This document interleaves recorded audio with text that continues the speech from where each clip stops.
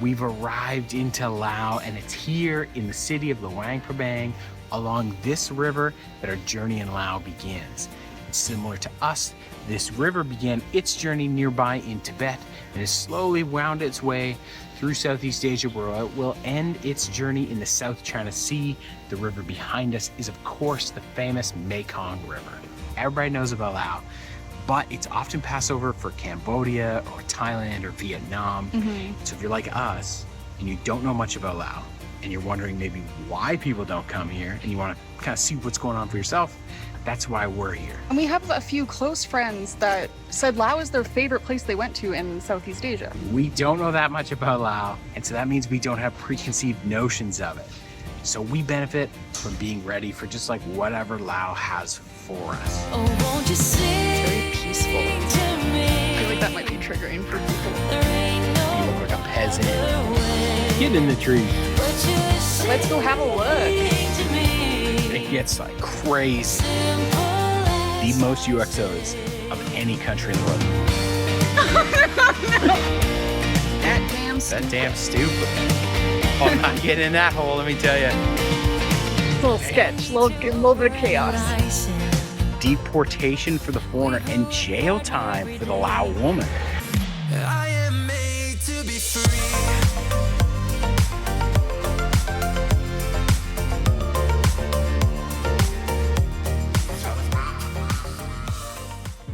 Once named Lan Shan, the kingdom of a million elephants, Laos is a powerful story of a people's resilience. Crisscrossed by the Mekong River, Laos' lush jungles are dotted with temples both old and new. However, also dotting this country's landscapes are the scars of war. Courtesy of the Vietnam War, Laos is the most bombed country in the world. The death and injury from these leftover munitions continues to this day. Yet, in stunning defiance, Laos carries forward. This country is a story of survival itself, and one that we had to see for ourselves. Today we're kind of on a temple hunt along the river. Just exploring a bit, and then there's so many little temples here in Luang Prabang, so we can just stop in whenever we see them. Yeah, and they're not kind of closed off or access at all. You can just kind of come in and wander around. There's monks wandering around. And it's so different of architecture of all the other Buddhist places we've been recently anyways, which is really interesting. You have these really bright, vibrant colors, but it's not that vibrant in the same way. It's a lot of like red and gold with a very sort of typical Southeast Asian Buddhist architecture that's so unique and so distinct. And you can just kind of wander around, people don't care. Just people kind of milling about, which is nice. A bit unexpected. I have this old Volkswagen Beetle in this like fancy garage. Apparently it belonged to an abbot of the place, and they just like, wow, they like the guy who's a good guy, so they closed this Volkswagen Beetle.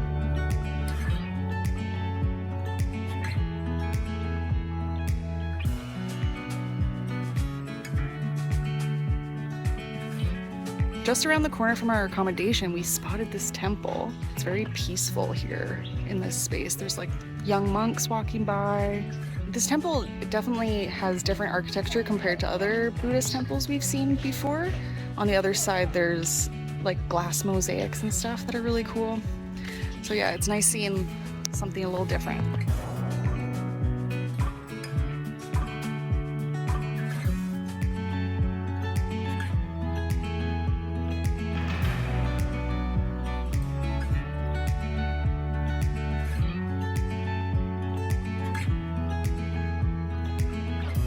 Something that I think is really beautiful about the temples here is that they have like this colored glass mosaics on a lot of the structures. It's just like really pretty.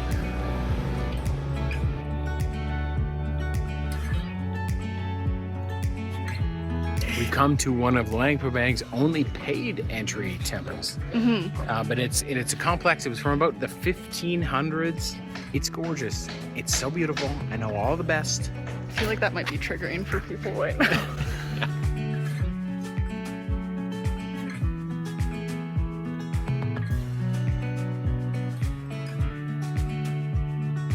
seemingly dotted all over town as we explore are these temples. They're everywhere. They're everywhere. Little temple complexes. They're just everywhere here in town. Makes exploring quite nice. You just walk around and then you're like, oh, we'll pop into this one, we'll pop into this one. Something that we haven't seen anywhere, it must be specific to the area, is these like snake dragon things. We've been walking around, we haven't had a chance to research into them too much. They're on the tops of all the buildings. It's just so distinct and so unique, and it's interesting to see how different regions have different iconography that they attach to the same religion.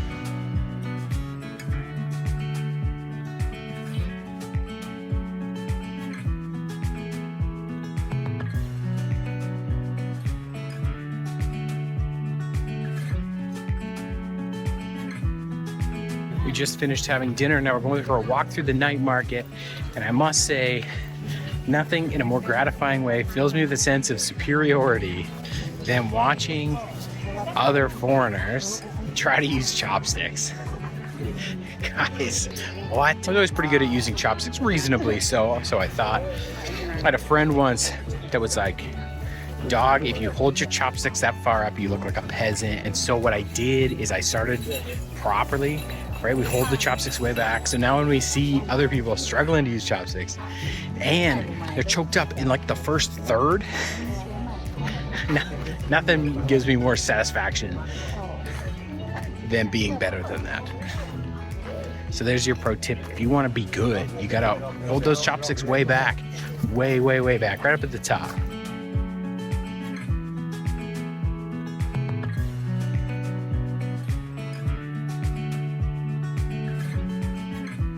I find that it's very pleasant walking around here at night. Oh, somebody's getting a smoothie.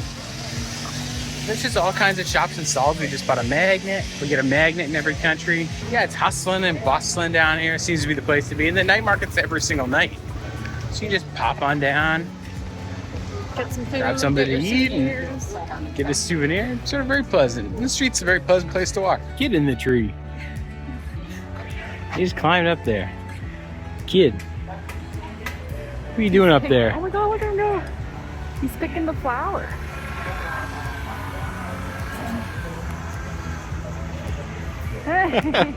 One of the more popular things to do, maybe the most popular thing to do here in Luang Prabang, is the waterfalls.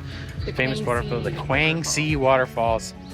And so we do want to go there. Of course, I think we would be fools to come here and not go there. It's the #1 thing to do. And so you'll see signs for it everywhere saying, oh, here, we do this tour, we do this tour. They'll leave really late, we found. They leave at like 11:30. There's like set times, and apparently it's like no good. So we spent a little bit of time this morning walking around the main area, right across by the night market and the main street, these beautiful temples. Talking to a taxi driver. We want our own private transport out there because all the tours don't get you out there early enough, and everybody's easiest pro tip ever for any tourist attraction in the entire world is go early because there's no tourists. And the amount of time that we want, I knew that's what you were gonna say, the amount of time that we want is too short. People, you go on a tour and you're there for like 2 hours, but we want like 4 hours. So I did a little bit of negotiating. And we might try and find other people at our accommodation to like share. Don't want to split it, but we'll see. And yeah, so we got that done. Maybe we got some WhatsApp, we got some contact going. And then today's we're gonna explore up on the top of the hill here is a temple. I don't know exactly how to get up there, but we're gonna find our way. And in the meantime, we'll stop by all these other very nice temples and eat some more delicious food and see what Laos got going on.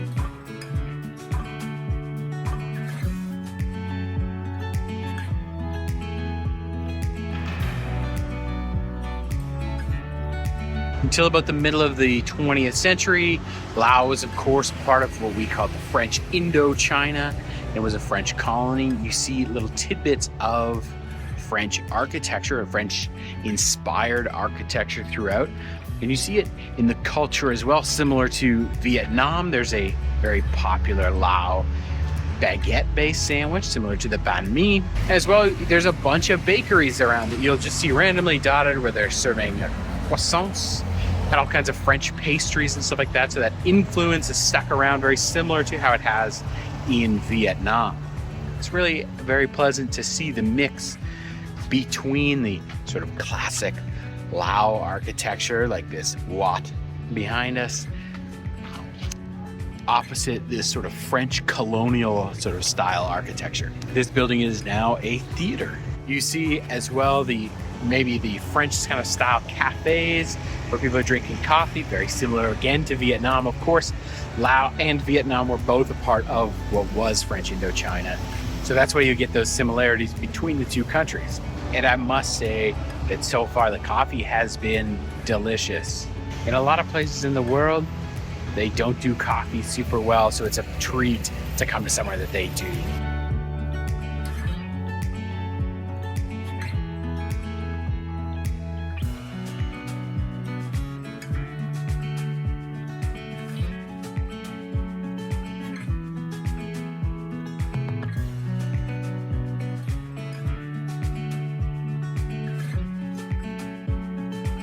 As you're visiting all the different Wats scattered around Laos, you'll see these images, these depictions of Buddha. What they are is they're Buddha's life. Some even provide a legend. This one has really nice numbers on it. And then here, only in Lao, you have to translate it. It tells you what that scene depicts. And it's the scenes of Buddha's life.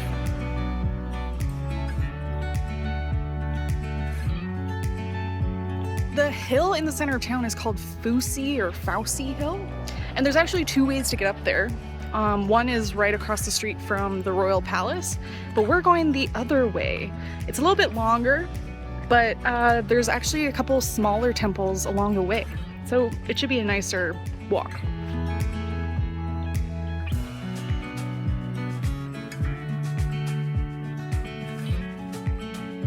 So we're hiking these stairs up to the top, and we're having to employ a very particular walking technique that we've discovered. We call it the old Chinese man style. You gotta get your hands behind your back as you slowly walk up. Makes it like maybe twice as easy. This is something that's really cool, is that there's a Buddha footprint here. That's pretty neat. Let's go have a look.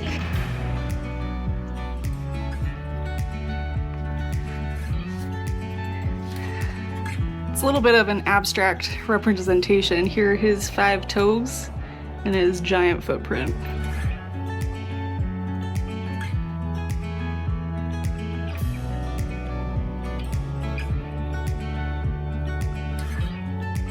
So Phousi Hill is a paid admission. It's about 30,000 kip, which is not a lot, like $1.50. Unless you come at sunset, which we are not doing, but apparently the ticket booth doesn't open, so then you can come up for free. And see the sunset, or sunrise. It's the Tuesday Buddha. I guess you snooze on Tuesdays. Behind me and above me is what's called a naga. We saw them when we arrived, and I didn't quite notice it. I did a little digging, and the naga is a sort of a mythical being, a god from Hinduism and Buddhism. It comes from the Sanskrit word naga, and there's a couple that are sort of important. You'll see this 7-headed one, and where it's important to Buddhism is while Buddha was meditating for enlightenment, a storm came along. I guess it was going to last 7 days and be very intense. And so this particular 7-headed naga sheltered Buddha while he was meditating for that period of time to achieve enlightenment. And so you'll see a lot of statues of the naga over top of a Buddha statue.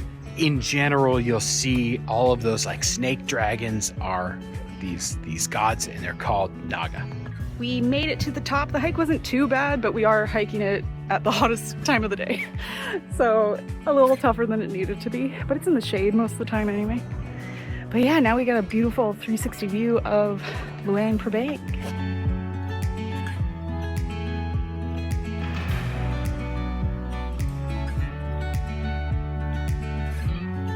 were originally going to come up here to the peak for sunset. It was our original plan. Of course, we went on Google Maps and we saw some videos of this place at sunset. It gets like crazy. So instead we opted to come here. It's the hottest part of the day, but I think that it's better to come now. It was like there was almost somebody up there. There's like 2 or 3 groups total up there. So it was really nice. Take nice photos. Take your time. There was benches you could actually sit and look. It was enjoyable. You're gonna come up, maybe come up earlier than this. It's a little bit cooler, but sunset, I don't know. If you're gonna do sunrise or sunset, do sunrise because it'll be less people. Of course, as there always is, go early to tourist attractions.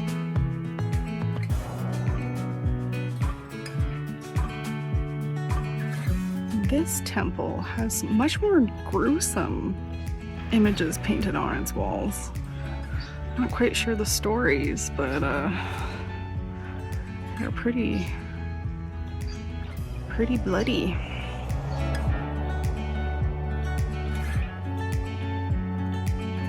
In the center of town, there's the ethnography museum, and it looks like it's gonna be really nice. It was only 35,000 kip to come in, so nice way to get a bit of history about the culture here.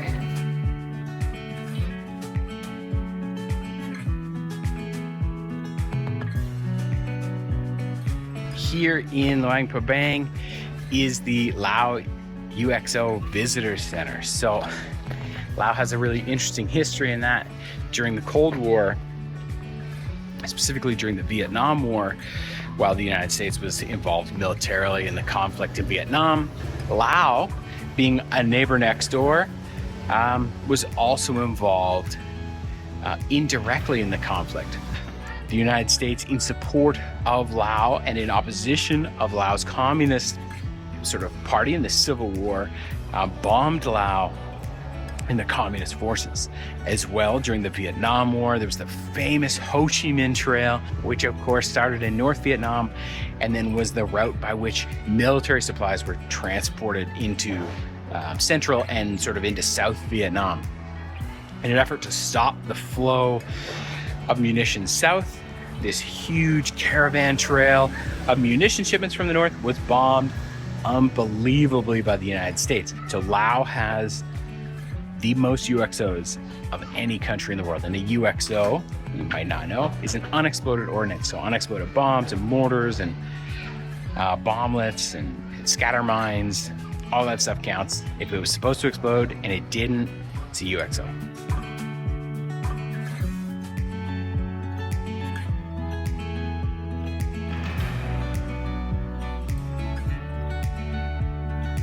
The hardest thing to find in the entire world is if you're not in Canada or America,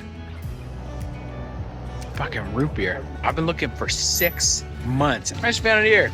It was $1. How is it $1? It's fucking everything I wanted it to be.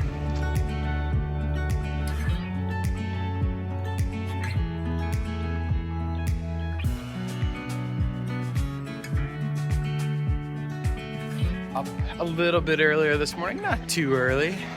We've come out to the most famous attraction here in Luang Prabang, the Kuang Si Waterfalls. We've come a little bit earlier, trying to hopefully beat the crowds for the most part.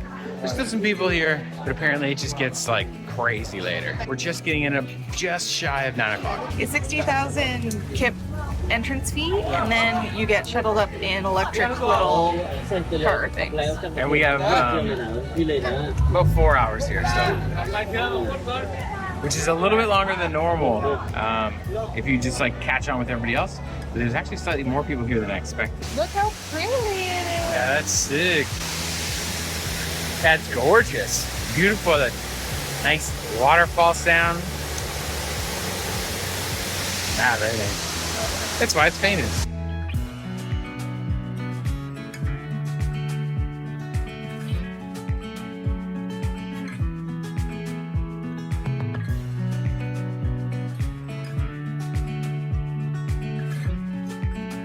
Guys, there's so many stairs. We're going up the steps on the left side of the waterfall because apparently there's some swimming pools up here. It's better up here. You get away from all the lazy tourists, not the super fit tourists like us. Just kidding, guys. We're dying. Not even afraid. I'll tell YouTube about it. A dip will feel good after this. Yeah. That's all it's for. It's just there to get you excited. We could have taken the escalator, but we just... Oh my gosh. We're doing the fitness.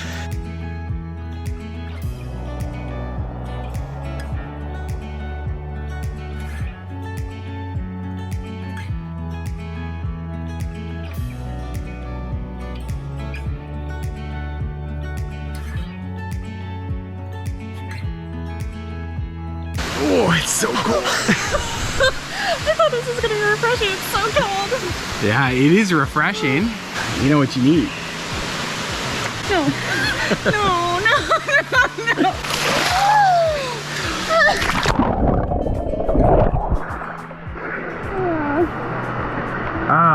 Okay. Once you're in, you're in. Okay, let's see what's underwater.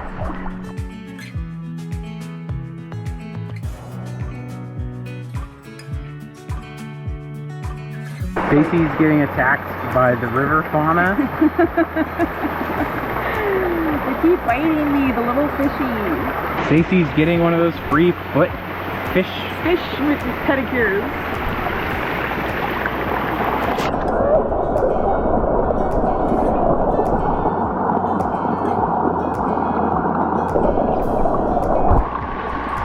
It tickles. Ew.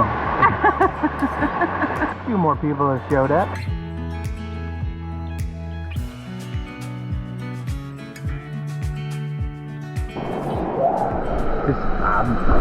I really enjoy that we're in the Laos rainforest, swimming away.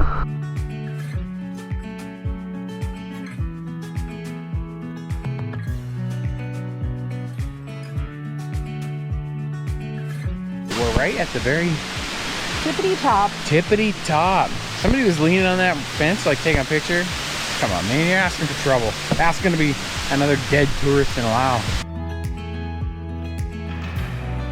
Yeah, so I think that the old way to come up would be that there's a little wooden platform and you'd come up and it looked more like this. But that's old news. And so we were seeing on YouTube people like how to get up there. And people were taking this kind of path up. But on the left-hand side of the waterfall, they've constructed metal stairs. There's a cafe up here. Up in the treetop you pay entry for. If you found our video because you're coming here maybe, and you wanted to look it up, go on the left-hand side. I think a lot of tourists get the old information, they come up the right-hand side, go up the left. It's like totally brand new and super easy, and maybe take some of the mystery away, some of the adventure away. You're not gonna slip down and blow an ankle out or anything like that.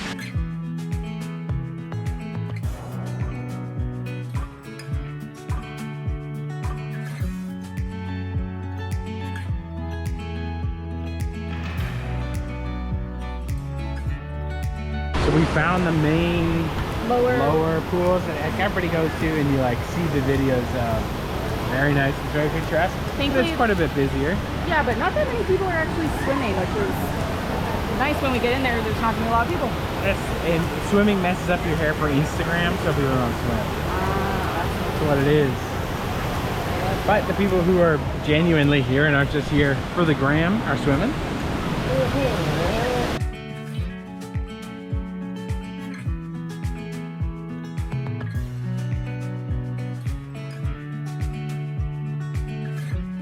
Something that's an added bonus at the falls is the Sun Bear Rescue Center, which is where I am now. There's some sun bears back here, and they are bears that are being rescued from bear bile farms. So they were born in captivity, so they can't be released, but now they're rescued and they have a much happier life here.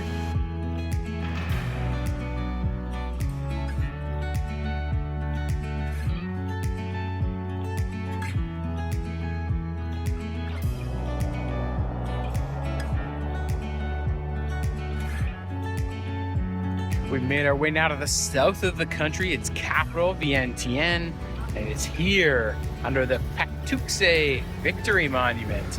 Now that we start our time here in the capital, we don't have too much time. Just couple days. Just a couple of days.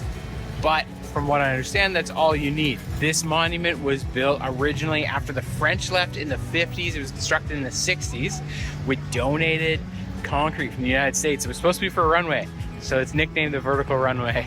As a colony of France until the late 1950s, it's modeled after the famous Triumph Arch of Paris. Arc de Triomphe. Arc de Triomphe. But in a show against colonial power, they built it slightly taller. And they're like, ha, fuck you, France. And it's in Laos style. And it's in Laos style. It's got such a unique architecture. Yeah, it's actually a really nice monument. It's really cool. But it's just like kind of like an FU to the French, I guess.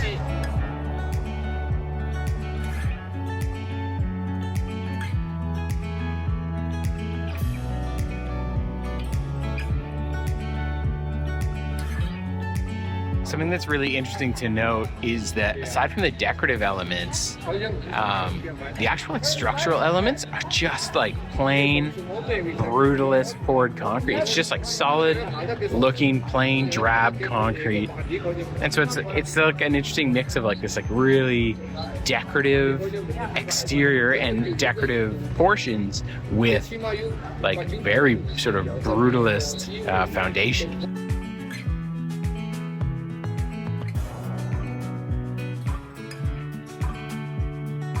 Guys, it's so much hotter here than it was in Luang Prabang. But we're under this thing. What's that thing? That damn stupa. That damn stupa, man. God, it's hot. It's kind of cool. No, it's not cool. Outside. Yeah, look at this. Oh, God. So this is... What? Oh, it's like flowing. I was wondering why that was... Yeah, it's flowing. Yeah. Okay, so you gotta watch out for these in town. That's disgusting. It's like flowing. Ugh. Get in the hole, Tristan. Get in the hole. I'm not getting in that hole, let me tell you. You gotta keep your eye out for those because they're everywhere. And you'll just whoop, and then you'll fall in it and you'll be done. Here in Vientiane, it's a bigger city, so obviously more traffic and whatnot. But crossing lights and stuff never seem to really be working.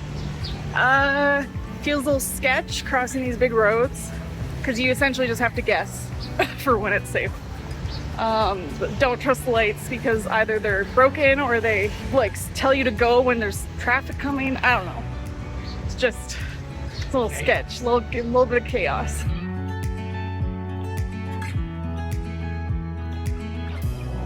After Luang Prabang, you might have temple fatigue. But there's still a few really nice ones in Vientiane. Like here, I'm in the Thousand Buddha temple, where they have all of these Buddhas set up all around the central temple. Still very neat. There's always something unique to see. One nice thing walking around here in Vientiane, the capital, is the sidewalks, but they could leave a little something to be desired with the pits aside. But we're walking towards the beach. Check this out, guys. They got a smoke-free hospital. Nice. We thought coming down to the river would be like a nice oasis because we thought there was like a park and stuff, but it's more like a field. Like swampland. Yeah, so fed out of the Mekong. I don't think we're gonna be hanging out down here because you're just in direct sunlight the whole time and it's so freaking hot. Although it's not sort of a designated park along the Mekong, you can get some of this gorgeous Mekong wetlands. And for some reason, it reminded me about something interesting about Laos that we learned while we were here. Not for any reason, we found it in research. While Southeast Asia is notorious for its sex trade and specifically for sex tourism, in an attempt to limit the exploitation of Lao women and frankly Lao's reputation, the sex trade is actually prohibited quite strictly by law. In Laos, a foreigner is not allowed by law to have sex with a Lao woman or a Lao man. Although apparently it's selectively enforced and foreign women are prosecuted less for having sex with Lao men. However, Lao women and foreign men can actually result in huge fines deportation for the foreigner and jail time for the Lao woman. I think a reasonable person could infer that, of course it happens, but obviously to a lesser degree than would be famous in, say, like Thailand. On the topic of prohibitions here in the country, surprisingly and strangely, vaping is illegal. Smoking's legal, but if you want to rip sick cotton candy flavored cotton, can't do it in Laos. Holds about a 400,000 kip fine, or about $20. So it's not a huge fine, but apparently it's sort of, the cops will use it to shake you down, so the internet says.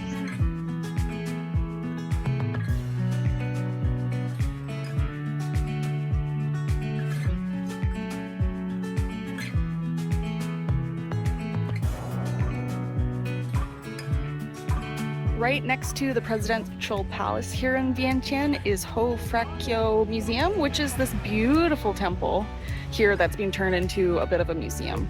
Although we did see a big group of monks, so I think it's still a place of worship. But I just wanted to mention that these temple complexes, a lot of them have like beautiful gardens that kind of make a nice little oasis in the middle of town.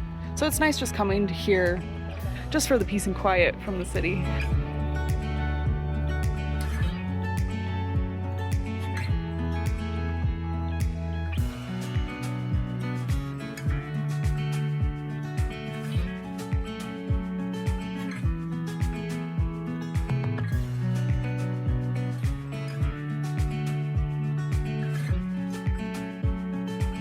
Here in Vientiane is something called COPE, and it is a much more significant and a much larger, much more extensive exhibition of sort of UXOs and their prevalence here in Laos.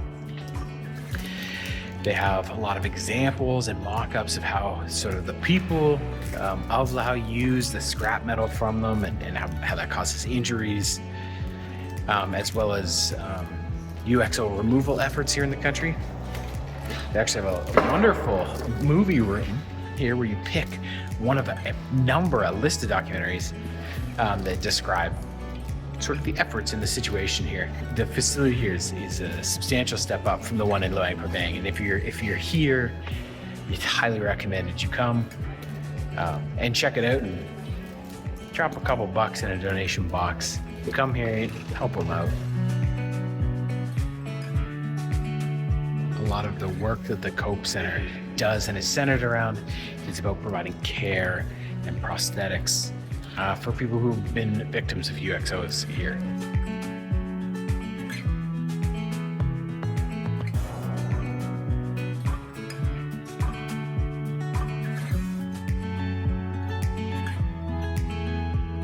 Everywhere you go here in Laos, there's these like gorgeous temples just on every street corner, but it's here at this one that our week that we spent here in Laos, our introduction to Laos, has come to an end. We started this video asking why sort of a lot of people don't come here, and trying to find out for ourselves why they should or why they don't. We think if you can come to Laos, you definitely should. Like, it's really beautiful, the food's really good, people are friendly, it's very, very affordable. Super affordable. And there's beautiful things to see. Beautiful things to see. Be they nature, waterfalls, or these temples that are everywhere, Watts they call them, all over the country.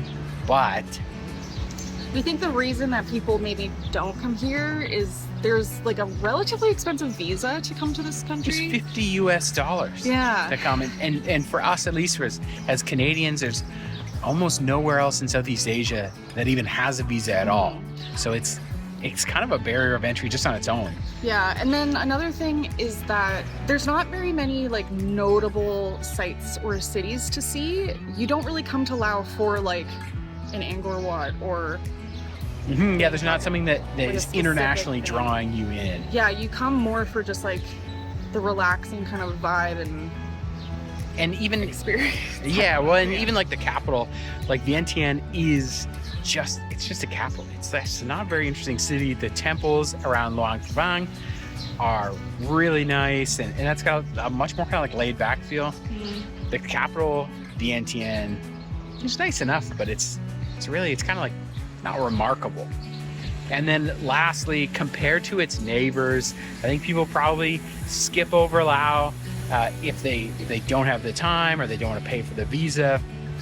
because it is notably less developed than its neighbors, which seemingly is improving. And a lot of times you want to go to places because they're not like hyper developed touristy, but Laos seems to have kind of not quite hit that benchmark yet. I was introduced to Vietnam as Thailand 15 years ago, and that would be the reason why you would go to Vietnam. Now Laos is maybe Vietnam 20 years ago, right? And so it just seems out like a little bit, and then I think Laos could be as popular as everywhere else. Because it's been really, really nice visiting. It's been a great place. It's been a great place. It's been a short visit, but it's been really nice. But we wouldn't have come if our route didn't take us through here. I'm That's glad right. it did, but we just wouldn't have. And I can kind of see why, but I can also see what it's got going for it. If you're in the area, you want to pay for a visa or you don't need a visa, it's worth swinging in and kind of enjoying the relaxed lifestyle. Overall, enjoyed our time in Laos. Really nice.